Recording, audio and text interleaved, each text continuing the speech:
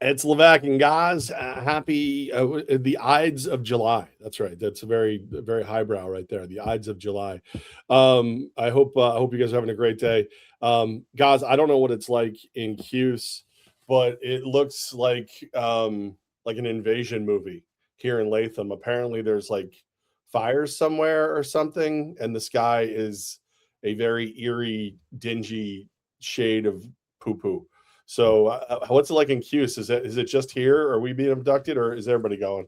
Very much like that. I woke my boys up at 7:45 to come outside, look at the red sun. I think it did kind of freak them out a little bit. I know I've been talking about football camp. My son had football camp yesterday. It was canceled because of the heat. I got a text from his coach at 8 o'clock this morning and said, because of air quality, we can't be out there today. So, yeah, a very eerie feeling out there. Back in my day, we didn't worry about air quality. That's what a lot of the older folks at swimming lessons were saying. I threw my kids outside. Still no breathing in. It's good for you. Drink from the hose, you loser. You little nerds. All right. We've made it. So much going on in sports. No. The exact opposite. Welcome to what is also known as the slowest day of sports on the sports calendar. It is today. We even questioned when I was broadcasting alongside you yesterday at your house whether or not you would have a show today. We have a show today. That's right. We're giving you content. I can't promise you about tomorrow, but today we got content for you. Yeah, that's it's just gonna be cat talk today. Drogon has joined the show. For those of you who are watching, every time I start talking to my laptop, Drogon comes out of the woodwork. So I've decided to include him in today's broadcast. All right, let's get into this crazy, just busy sports world that we've got. Well, we do have the All-Star game to recap from last night. Smash Mouth, baby. Play that All-Star. I saw Shrek 5's coming out. I can replay that crazy song. You know what? I'll spin my yard here about this. Another great night for Rob Manfred. Oh what an incredible what You're the worst. What an incredible night for Rob Manfred. Because guess what? For you folks who didn't want to eliminate the shift, for you folks that wanted baseball to be 4-hour-long games, all the opposites. Another victory for Rob Manfred last night as we all got to see the dominance of pitching. The level of pitchers now in 2026 was on display on the biggest stage. A historic performance. That's my takeaway from the All-Star game, that pitchers are that good. Did you watch what did I say wasn't true? Yes. It was the most boring. The first inning was good, and then the rest of the game sucked. 27 strikeouts. That I didn't argue. Levack, this what we saw last night could have been baseball. You know, I probably should have used boring. You're right, because that was what baseball was about to be. What baseball was going to be if they didn't eliminate the shift, what baseball was going to be if they didn't have the pitch clock, was what we saw last night. That was going to be 2-1 finals, 2-0 finals, pitching dominated. I already know your take, and I've agreed with your take for these years. Be better at the plate. Be better hitters. Hit it in the opposite direction. But those are the best hitters in baseball last night against the best pitchers in baseball, and pitching dominated the best hitters. Yeah, and they didn't even none of the good pitchers from or at least none of the good starting pitchers from the National League even pitched. That's exactly right. It was honestly, this is how, what was it? Who was the ref that had the evil twin that the $1 Million Man paid off? Was it Herb? I can't think of his freaking Earl name. Hebner. Earl Hebner. You're like Earl Hebner right now. I feel like if somebody grabbed you and shook you, money would fall out of your pockets with Rob Manfred's face on it. Dude, what a boring, stupid game. Literally the first guy to get an RBI gets the MVP just because there was nothing else to talk about. 27 strikeouts. None of the stars played. They're literally having conversations about forcing the stars to pitch, changing the rule that if you pitch on Sunday, you don't have to pitch in the All-Star game, because this All-Star game was that bad. People are saying the only good All-Star game now is the NBA All-Star game. There is no good All-Star game. They're all poop. Go do what the NFL's doing, admit it, and then just do fun, cool stuff. Let's see Cody Bellinger roll a blunt. Let's see the things that these guys really want to do during All-Star week. Give them all a break. We are spoiled as sports fans because the products in all those sports, the four major professional sports, are so good that when we get something that is not to that level, or you could look at it differently, should be even arguably higher than that level because you're playing the best of the best. We expect the best. We are spoiled as sports fans. Yeah. To the point about the National League best pitchers pitching, that's never going to be a rule. I know it's nice to put out there. That will never, ever be a rule. I'm sure 25 years ago, people thought the home field advantage for the All-Star game would also never be decided by that. It ended up happening. But I can't imagine they're going to force these players to do something different in an exhibition with no money involved. Now, if someone said there's some money, right? Well, what I'm saying is like, okay, let's say, we'll use the Phillies for an example, right? Let's say the Phillies want to throw Sanchez on Sunday in a divisional game against Atlanta. I'm just playing hypotheticals here. And they say, well, you can't throw Sanchez in a divisional game on Sunday before the All-Star break because he's got to pitch Tuesday in the All-Star game. You better give either the Phillies or Sanchez a boatload of cash to say, like, we believe Tuesday's game is more important than Sunday's. Because at least wasn't there the incentive for like the NBA that they were going to say, if you win this All-Star game, the NBA Cup, I should say. The NBA Cup, you got a little bit more money. I can't imagine they're going to make those changes without money being involved. Which is fine, because right now it's stupid. I just don't do it. Just don't do it. Just don't do the All-Star. Do the home run derby. Didn't we have a video on the website at one point about like Japan doing bunt competitions? Do bunting competitions, do that. Do all kinds of stuff. Do some have somebody race was it Frozone there that races there with the Flash, the Streak, whatever the hell his name is. Like, just do fun stuff, because the bottom line is this. The value of the Major League Baseball All-Star game is to bring in more fans and to get fans to experience players from other markets so that maybe you give a crap about the other markets. Maybe you pay more attention. I can't make players care. I can't do that. Money is great, but they're making plenty of money. It's just, if they don't want to do it, don't do it. If you're not going to do it right, don't do it. I love that Bellinger got the MVP. I like that Mike Schmidt had to come out and give it to him. Mike Schmidt with probably the funniest moment of the night, like it's past my bedtime and like runs away. Like there was, I like the All-Star game, but I just, when you've got a pitcher's duel and I'm not even throwing my best pitchers, what does that say about my hitters? Like, what does that say about the league? Like, it's not a good look for Major League Baseball. Your boy, Rob Manfred, screwed up, asleep at the wheel, bad job. He sucks. He sucks. Saved the sport, Levack. He saved the sport. Saved jack crap. He didn't save nothing. Even Dro's giving you a judgy look right now. You don't even. Do you think the day I meet Rob Manfred, I'm gonna give him a big hug? Say, you don't know how much. I know your pants are gonna be tight. I know that. I hope you don't hug him. He's gonna be like, dude, please tell me it's a baseball in your pocket. He's gonna get pregnant. That's all. One day, make things pregnant. I'm gonna meet him one day. Upstate New Yorker. I'll meet you one day, Rob Manfred. No one's a bigger fan of yours than mine. You know what I'm gonna say? Hopefully today the shorts will come back. I hope the AI cuts that one. No one's a bigger Rob Manfred friend than Goz. Probably knowing my technology won't be up. I'm working on it, everybody. Although I have a story about that. Maybe I'll share with you on the air or off the air. We'll see how the rest of the show goes. You mentioned the MVP performance there by Bellinger. History made with the New York Yankees. He's handed the MVP award. Okay, I'm going to give it up to them being the MVP. We just did a whole thing about the exhibition, what it means, what it does, and who should win, wouldn't. When a staff dominates, I can't pick somebody who should have won the MVP who wasn't Bellinger. That's the other thing, too. Like, I think back to Rivera. He won an MVP in the All-Star game when he came out and pitched. I believe Pedro won in 99 for the Red Sox because of the hitters that he put down.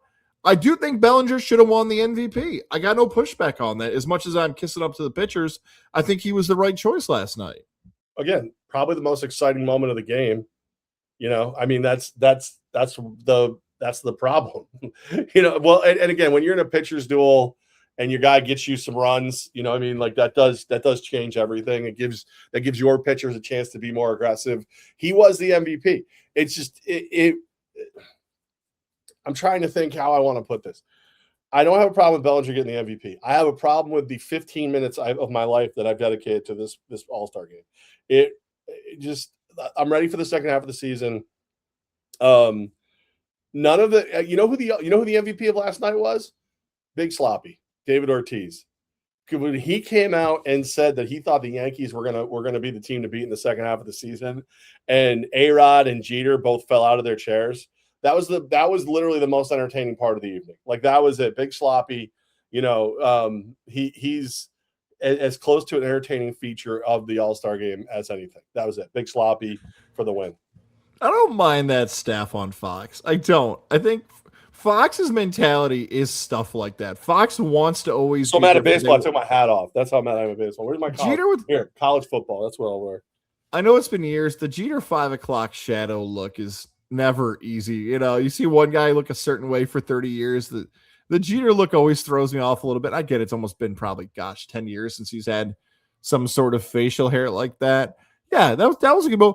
Speaking about the MVPs, by the way, in the All-Star game, no sport has a more random list of people who have won MVPs in these All-Star games. Here are some of the names of the players of the last 35 years. I'll go further back.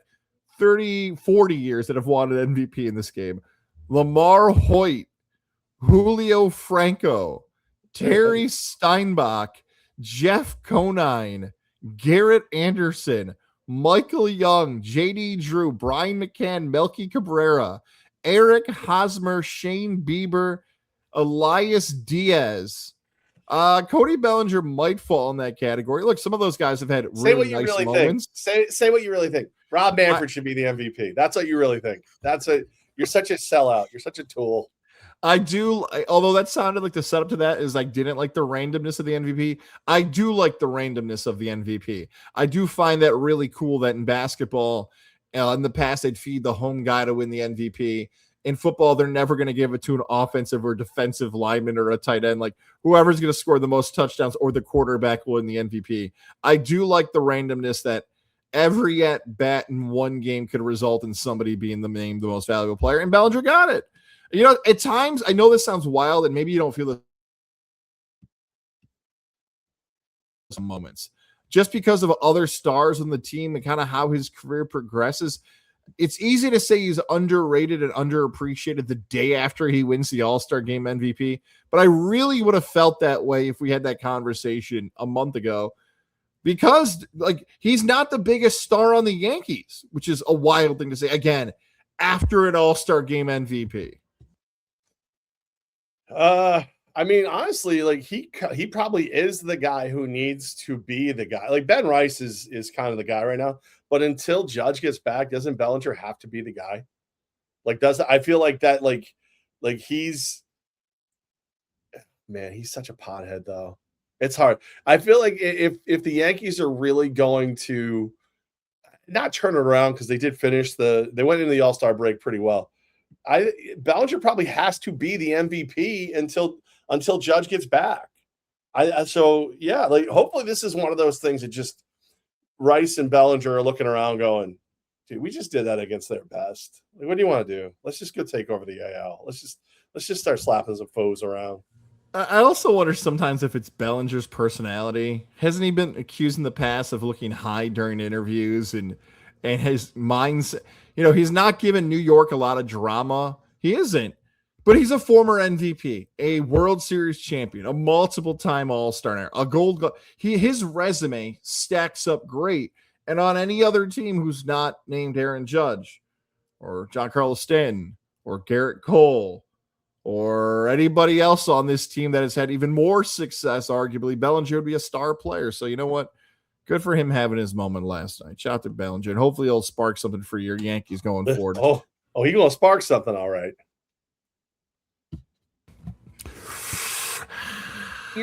Ear. We move on to what's happening involving the ACC. I'm not sure if you got a chance to hear this, Levack, but tomorrow Syracuse football has its ACC Media Day. Today's ACC Media Day. Let me tell you something that's annoying me right now in sports, and I don't want this to continue to be a trend. I know I'm going to pick on the ACC here, but please, anybody who does any sports league for anything, I don't care if it's fantasy football, I don't care if it's a rec league, I don't care if it's a youth league. Can we make a new universal rule? And credit to my fantasy football commissioner, John Burke, because he follows this rule. If a league is going to change a rule, can it get established 1 year ahead of time? And what I mean by that is the ACC ACC today has announced a new tiebreaker for the conference championship game. They're going to use a scaling system that if I wanted to explain it to you, you'd fall asleep hearing it. But the third tiebreaker, as they wrote, is, look, head-to-head results matter. But because we have an uneven amount of games, because some teams are going to play 8 conference games and some teams are going to play 9 conference games, and it's not fair to penalize the teams who play 8 over the teams who play 9, we're going to create a new system that's going to determine the 2 best teams who play in the ACC. Just say you didn't want Duke. Just say, we just want the 2 best teams in the title game. We got rid of divisions. We thought that would work. Then we realized the good teams won't always play the best teams every year, and we're an overtime play away from Virginia representing the ACC in the college football playoff, and potentially Miami not being in it or Notre Dame being in it. And then that thing happened. Levack, I don't look, we can dive into whether or not we like the ACC. I guess the point of having your best teams is what should matter the most in the end. But as somebody who's sat in meetings with professional sports leagues, am I making this easier said than done of just make it a year in advance and everybody would vote on this and keep it locked in? Because it feels like changing the rules before a season 6 weeks out from kickoff seems a little unfair.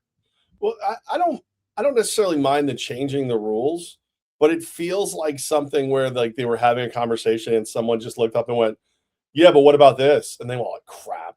Oh, we have to deal with that. We have to deal with the fact that we didn't set any kind of standard on who you had to play and when you had to play them."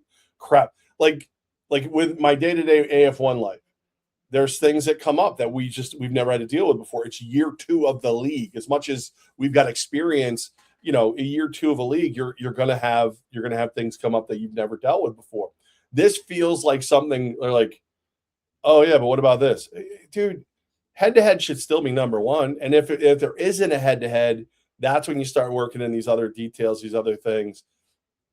I just it feels like a rushed decision when you have time to make a decision. That's why I don't like it. I don't like it. It feels rushed. I was driving to swimming lessons today, and my wonderful mother-in-law doesn't trust. How you doing? You learn to swim, or are you good? Or I little legs of yours, little doggy paddle. Those kids are doing great. But I'm driving to swimming lessons today. My mother-in-law's car broke down, so 6 of us in there plus her. Thank you to Mohawk Honda. They always go out there, please you. And she's like, "Yeah, I don't trust the GPS. You should go this way." That now there's a battle, right? I got the GPS telling me directions while the mother-in-law is trying to tell me how to drive at the passenger side. She doesn't trust computers. The point of that story is some people don't trust computers. I know the MAC also has this scenario for 3-way ties. I believe Toledo was left out last year. The Mountain West had a scenario like this 2 years ago, and Boise State and UNLV were involved in whether or not, I believe that's the Ashton Genty season. May have been actually last year with all the tiebreakers in New Mexico. Give me what the computer said. Remember the BCS? They were like, well, the 4th computer to the right had Texas number. Just show us. It's 2026, and we got cameras on our phones got cameras. We can all watch what the computers pulling up here. So I don't trust it when it gets to this weird stuff. Well, do you want the best teams to? Yeah, go ahead. They play each other. Settle it on the field. Settle it on the field. We don't need to do this. Isn't like you. All right. And by the way, your mother-in-law scares me a little bit. So whatever she says, but we don't need we need the computers for certain things.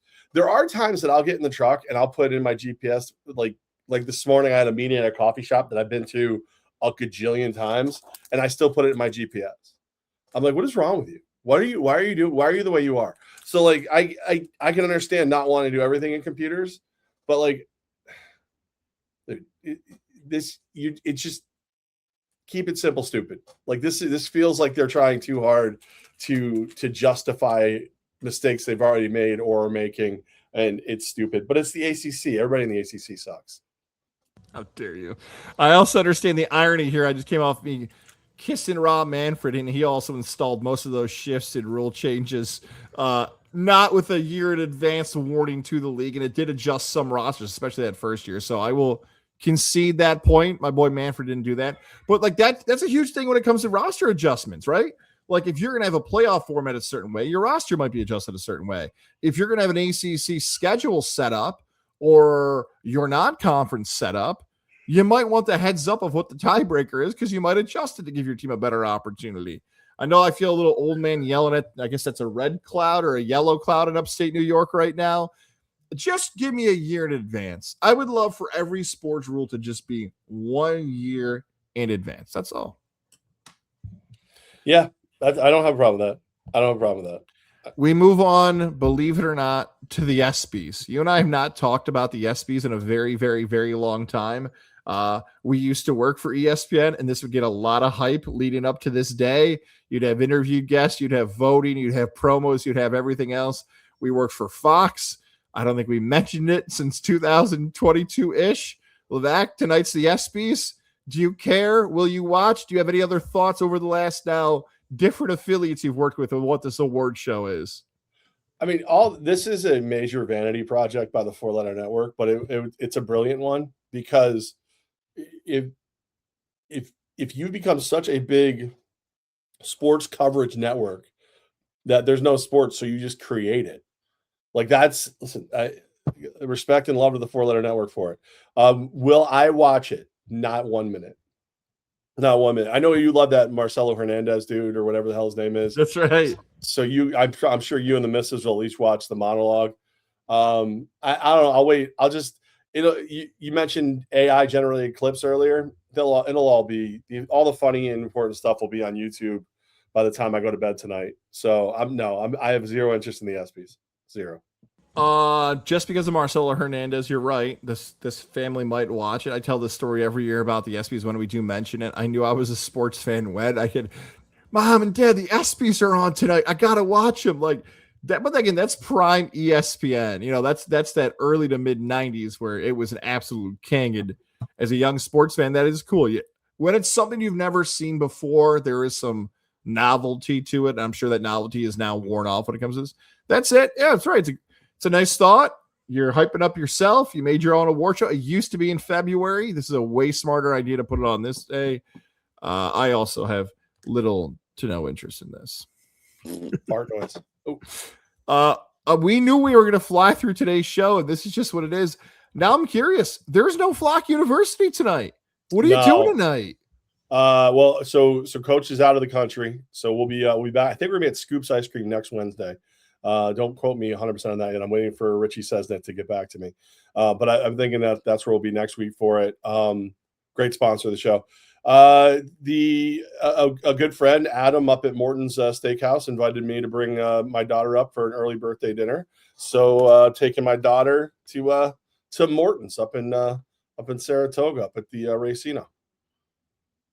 I knew you were having steak. I knew it. I knew it. I don't go out to not have steak. Like, I'm not, if I go out to eat, it's chicken wings or steak. It's not like that's it. When we were planning today's show, we were texting each other. He said, "You're going out to dinner." I said, "Fancy." You go, "What? You don't eat dinner?" I go, well, the way you said, you were like, I was like, I gotta leave the house by a certain time to get to my to get to dinner. And like, I didn't say reservation. I didn't say I was going to Morton's. I didn't say anything. And you're like, fancy. I'm like, all I said was I'm eating dinner. Like, that's not fancy. That's just dinner. I didn't. You caught me off guard. Look at me oozing for jealousy of, oh, you get to not eat chicken nuggets and leftover pizza. Oh, good for you over there. I mean, listen, I'm highbrow, bro. The pity train is strong. So no, I literally, so my daughter's birthday is next month, but I told her I'll be broke by then. So if you want to go out for your birthday, it's tonight. Plus, I really kind of wanted to go to Morton's, and my buddy Adam said I should come out. So enjoy it. It's going to be awesome, dude. Anytime you get it's a perfect night to go out for dinner, actually. Although I'm, oh, dude, I wish I knew it more. I really wish I knew what a good steak was better. It's a thing I've missed in life. You guys send me pics. I want to see a little pink in there. I don't do pics, man. I'm sorry. I live in the moment. I don't like you phony first people. I can't understand you. I don't get it. It's just stupid. Like I live in the moment. I want to take pictures of the sky right now. I just watched this movie called Black Box, and it's about like an airplane and aliens and stuff. And that's what I feel like this is happening to the sky right now. What is my cat? My cat's in the bar. Even my cat's drunk. Like, what has happened in my life? Like, yeah. Here he comes. Yeah, no. So I'm not gonna take pictures of my food. I'm sorry. You just have to accept the fact. Right, fine. It's Morton's. Go to Morton's. You should take the missus next time you're in the 518. I might. I hopefully have a good date night. My night will consist of What in the world just happened? Somebody breaking something out your house is turning into my house right now. I want to see if I can catch up on part 2. I guess this would be episode 3 of the TNA thing we talked about last week, the Dark Side of the Ring. I know that. Don't spoil it for me. As good as the first 2 episodes? As good as the first 2 episodes, but the criticisms might actually be even stronger for the 3rd episode. Ooh. I have really no take, totally indifferent. Couldn't give you an opinion on a guy named Scott D'Amore, who I know is in this. I heard him on Sirius XM, by the way. Ooh, I might want to ask you about Stern here. We got some time. I heard him on Sirius. I went from having zero opinion on him to very interested in his life. And I don't know how much of it all he plays a factor in tonight's episode. I believe he just did a hit with Ariel Helwani as well. So, oh man, I'm kind of bummed I didn't watch it last night. So I will give you some feedback tomorrow, maybe on the show. It's not bad. It's pretty good. What do you want to know about my former employer, Howard Stern? Yes, the other thing I'll add about that is that what he said was basically he wishes it was longer. His criticism was, I wish there was 9 parts. And I'm like, man, that's said by somebody who lived it. You know, I know that's like probably like one of the most ego-filled things that someone could say if like they had ever had a documentary about themselves. Be like, ooh, I feel like it should have been longer. But the sense is like, oh, you know, you could. It's 90 minutes. It's 2 hours. It's 2.5. Stuff gets left out. That's like a regular movie. You just can't do it that unless you're the Last Dance or OJ. There should be one more episode. It should just be Dixie Carter and Kurt Angle watching it and saying what they think while it's happening. Like that's what the ghost of Hulk Hogan should be interviewed during it. Like that's it. Like, yeah. I mean, I don't know. It like I said, it's good. Totally worth watching. But everything we said about the first 2 episodes, you're going to say just as much about the 3rd episode. Ooh, okay. All right. Oh, I mentioned Howard Stern. Just going to mention Sirius. There is reports that Howard Stern has laid off more than a dozen people or a dozen-ish people from his staff. Now his new contract is telling him he is now reducing his shows to 1 show per week. For those who might be joining us for the first time, who didn't know the show from the radio side, Levack had a connection to the Howard Stern show in a long time in the Capital Region. Producers, the term I'll use, on a local side producing that show. You've listened to as much Howard Stern probably as anybody who is a media member. What are your thoughts on these things involving Stern and his future? Predictable. I mean, like he was already down to 3 shows a week, and he was on. I think like the one day I did the math, I think he was doing like 120 original shows a year. I don't think he's going to do one every week. So you're gonna get like 40 original shows. So if you're somebody who paid for SiriusXM for Stern, you better find something else to watch. I don't know if Radio Andy's up your alley, but whatever. I've been listening to Visson a lot, which is all about sports wagering. No, I love the people who are mad at him for cutting back his workload. Dude's in his 70s. Like I think people forget that. Like he shouldn't be working at all. He like and he's done this. I've heard him do the exercise on air with his guys almost every contract renewal of what are you going to do when I don't renew? What are you going to do when this show is not here? So like that's people who aren't ready for it. That's on them at this point. I think like that's like people are with us. People are like coming to me like, how mad are you? I'm like, I worked for corporate America. Well, yeah. What's that mean? Corporate America downsizes employees when they need to save money. Like, it's the scorpion and the frog. It is what it is. Like, why'd you sting me? It's my nature. So like people who are acting like he's this evil guy because he's cutting back, he probably shouldn't be doing shows anyway. And I'll be honest with you, as somebody you said, like I board opt or local produced the show back in 99, 2000, I think into 2001. That show was completely different than this show. That show was so much fun. This show is just about how Orange Man bad. Like, I just can't. And it's not even a funny way of doing it. Like, even if he did it funny, I'd be all in. But he's just not. I don't think he's that funny anymore. He's more of an interview show. So it's going to be like a weekly interview. He's going to have, like, David Letterman on. He's going to have, Joe Rogan on. Like, he's going to have a bunch of different people on. And that's going to be that. So congratulations on the great career, Howard. And, if you guys need somebody to do those other 4 days a week, I got some free time. That's right. That's right. For the people who don't like the woke version of Stern, I can understand that critique. But for the people who have used the phrase today, go woke, go broke, Stern ain't broke. Let me tell you, that ain't the time to use that expression because he ain't No. the one to use it on. No. He's just fine. He's He still is going to not make broke. millions of dollars for one day a week. Like he's far from broke, far from it. I feel for anybody who loses their job. I feel for more people, especially in the audio industry, because we've gone through it. We understand that. I'm just talking this out loud, right?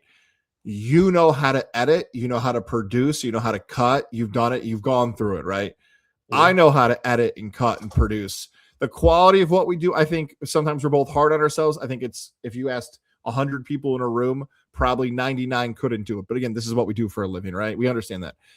Stern doesn't have any clue how to do any of that stuff. And I don't know at times if people on his staff understood, like, hey, what's the percentage of people who talk into a microphone and create content who don't know how to edit, produce, or chop up their own stuff anymore? Stern is at that point. Now, again, there's a difference between can and would. Would Stern ever do that? No, he came from a different era, right? He has never had to. So why would he learn that skill set? But if you got 12 to 15 people working on one show, I'm fascinated what they all did. You know, like most sports shows have 4 to 5 producers. You know, well, they create. I mean, they create 5 days a week. Interviews. They some of them, their whole job was to handle the whack packers. Like he's not a businessman. He's a businessman. Like that's, you know, if I could create all those jobs by doing content, I would love that. But because I think his last deal with them was 5 years for $500 million, and that paid him and Robin and Gary and everybody else on the show. So like this new contract, it sounds like it's going to be reduced greatly. So if you want to keep Robin and Fred and Gary and everybody like that, these other 12 individuals have to go buy cars. So, and you got to be careful what you say, because then you already have haven't you already caused enough drama in the last week or so? Have you already? I was had enough conversations recently. I will say this. Sam Castronova texted me today, and I will not reveal the details of that conversation. He said, Sam, you're a big dumb idiot. That's what he did not. He did not. I like Sam. Sam and I know each other for you guys. Sam and I have known each other for a long time. We had a very good adult conversation today. First, man, is this YouTube side working? Because boy, we're getting feedback, and I can't wait to tell your clients we're talking to about the feedback we get on this show in 2 weeks has been stronger than the radio stuff. I don't know if it's just how people consume content in 26. We're still learning that process. We had a good conversation. How do I describe this? I would be encouraged if I was a Firebird fan. Let's put it like that. I'd be encouraged. Sam's been great for the franchise. He's a passionate dude. He wasn't happy about something he heard. We had it out. It was very good. We civil people had our thing. I will defend Sam and say this though. This is the second time I've used irony on this show. As someone in their career who was not happy back in 2021 about how someone said something about my performance, and I knew it was not true when Town Square Media said, no, that's specific to Goz is why we let him go. And I knew that was not true. And I needed to do a 2-hour podcast and be like, no, I didn't say anything weird to an employee. No, I don't know what you're alluding to. I understand the passion in that, where it's like, hey, man, can we have this conversation? I'm like, yeah, absolutely. So it was good. I'm glad we talked about it. I'm glad he listens to the show. I will say again, listen to the whole show. I'm not going to stop putting out shorts. That's for sure. Happy birthday, Damon Ware. It's Damon Ware's birthday. Yes, and happy birthday to Coach too. Yeah, happy birthday to Coach. I know he's doing some family stuff too. I root for I want to make this very clear, very, very, very clear. I root for those guys, and I know you say that way more than I do. I root for the success of people who represent Albany. I really do. I root for people who we know personally. I want them to do well.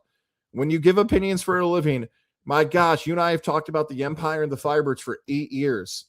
The best part about those guys and those franchises is that they won. So we rarely had to have conversations about, hey, thank you for making our jobs easier the last 8 years. But when losses happen, these are real life conversations. That's all. And shout out to Sam, man. I'm rooting for him. Listen, I'm rooting for him as long as he goes with Supernova and stops trying to call himself Italian Stallion. That's stupid. I'm not gonna. You clip this all you want. Listen, Sam's a good dude. things happen in the world of sports, man. The world of arena football is a crazy, crazy world. I like how he handled it. I really, really do. Like he could have, he handled it like he handed it off, and I handed it off. We're professionals, and we're grown men who have kids, and it was good, man. I'm happy I heard from him. I'm serious. I'm happy I heard from him. I'm glad we got the connection. It had been too long. I'm like, you know what? I'm like kind of over hearing from people. Like that's the best part about what we're doing right now. Like I know we were talking about ways to let people contact us. I hate everyone, so I don't want to hear like if you guys like. I share your opinion on social or with us. Do the opposite. Just be quiet. Levack. I had somebody reach out. I didn't even tell you this one. I didn't know if I was going to do it. I had somebody slide into my DMs yesterday.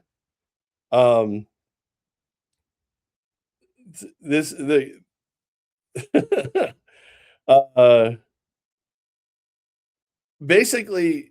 It starts with "Tell your guy Goz," and it was defending Sam. Sam has played at an MVP level from the last podcast. Solid performance, and if he looks at the stats, like he goes on to compare both quarterbacks and say how similar they are, but ends with "if the stats are even right," and it's just like, dude. First of all, Goz, I already told Goz that I didn't agree with how he got to where he got. Like the mathematical equation may have ended up being correct. I already said it. So don't say, tell your guy Goz. I'll tell you what, go find Goz online, crawl into his DMs, tell him. Finally, as far as the stats go, if you knew the time that I take to try to get these freaking stats right, and then I had a meeting this morning with a dude who is developing an all-new stat program exclusively for the AF1 that will integrate with a website that he's building exclusively for the AF1. You would not comment on stats to me.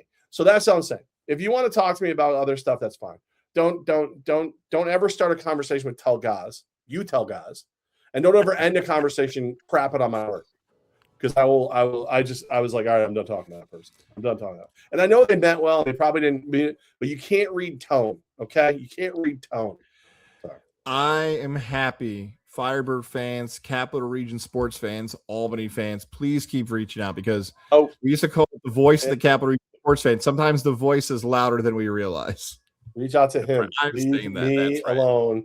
I will have conversations. I have no problem with that. I like everybody. It's never Levack will back me up on this. It is never, ever, ever, ever personal. I actually never personal. I never call people names. I don't say people suck or should be benched or mean or anything. Never, never like that. You all suck. You should all be benched. That's what I think. All right. Listen, I gotta go. I've got a very fancy, expensive dinner to go to that I'm gonna probably have to wash dishes afterwards. Guys, have enjoy. Sorry. Maybe we'll have a show tomorrow. Maybe we won't. Who knows? Maybe we'll be back Friday. I like the mystery now for people. Makes me wanted. I feel like we should probably say when we're going to have shows. I feel like maybe that's something we work on. I think we have a show every day, unless we can't. Guys, hit the freaking button.